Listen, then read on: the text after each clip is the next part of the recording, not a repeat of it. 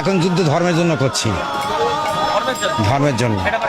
ধর্ম কোন দেশের ভাষা? এর বাংলা কি? ধর্ম কোন দেশের ভাষা? এটা আপনাকে জিজ্ঞেস করছি, আপনি কি জানেন? জানেন না। আপনি শুধু একটা ধর্ম শব্দের বাংলা জানেন না। এটা হিন্দু, বৌদ্ধ, খ্রিস্টান সর্বজাতির সর্বপ্রথম লাগানো আছে ধর্ম শব্দ। কিন্তু এখন দেখেন এই ধর্ম শব্দ অর্থ শতকরা 99% লোক জানে না। তাহলে আমরা ধর্ম কি করি? এই ধর্ম পুস্তকগুলি মানুষই লিখেছে, আল্লাহ লিখিনি, আল্লাহ ফেরেশতাও লিখে যায়নি। জিন ইনসান কেউ লেখে, জিন লেখে নাই। আমরা জানবো কি? উনি তো ধর্মের প্রবক্তা। আর তাহলে আমরা কি করে জানবো উনি নবী, কোন ধর্মের নবী, কোন তন্ত্র ধর্ম ছিল না? তৌরাত, জবুর, ইনজিল, ফুরকান, মহাগ্রন্থ নবীদের কিতাব এগুলো ছিল।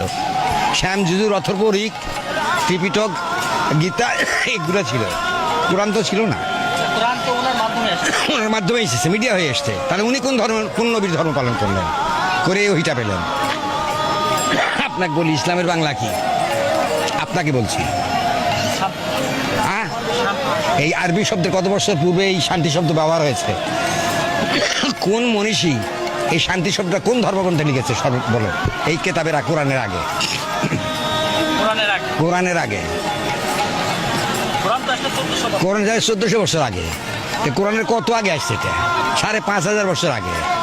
বিশ্বমিত্রা মুনি, বিশ্বমিত্রা মুনি, উনি ঋগ্বেদ লেখেন, বেদ লেখেন।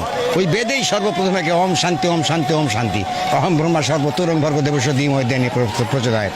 তাইলে আপনি বলেন তো, আপনি ধর্মের কি বলবেন? বলবেন ধর্ম নিয়ে কি আলোচনা করবেন, সমালোচনা করবেন?